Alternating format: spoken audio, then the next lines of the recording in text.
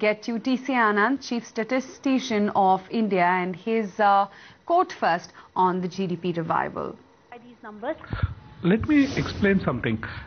When this estimate which CSO puts out, which it calls the advance estimate,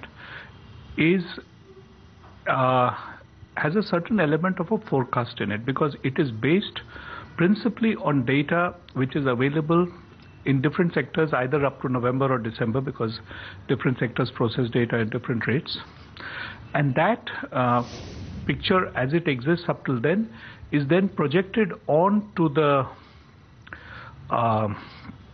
whole year, typically based on rates which were prevalent in the past.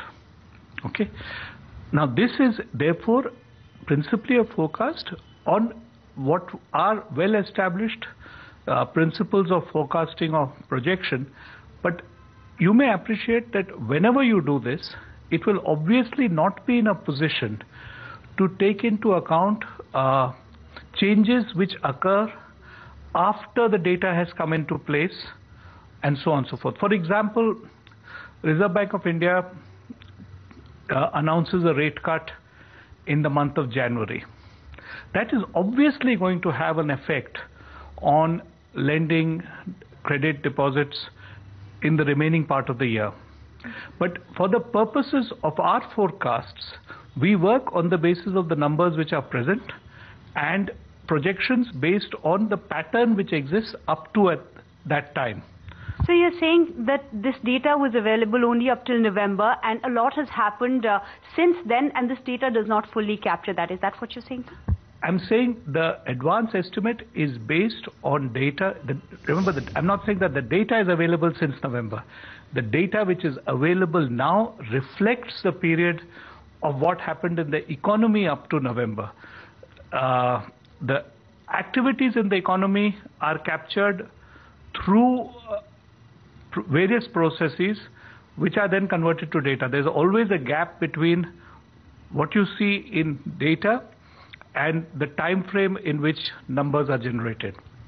Sir, so you essentially, can we say that you believe that you're constrained because this data has a lag, and which is why it's not reflective of things that have happened? I'm not constrained. I am bound by the rules of what I do. When you ask an accountant to generate numbers, he will go on the basis of what has actually happened. What will happen, what is happening, which has not yet shown up in the form of numbers, does not constitute, for the purposes of the accountant, reflection of the ministries go on the basis of decisions they have made. Maybe they have advance indication, all sorts of things, all of which may have an effect on the outcome.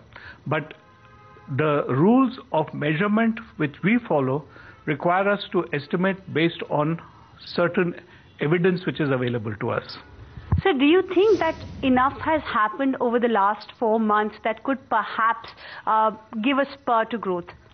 That is really not for me to answer, because that is something which you should talk to the people who are in the realm of policy and in other agencies and ministries who are more in line with decisions which influence economic activity. It's not for me to say whether there is enough. Sir, but there are indicators like the PMI, which has shown an uptick, the IIP data, and which is perhaps what is fueling the government's optimism that growth could be higher. Do you believe that this optimism is slightly misplaced? I'm not saying that.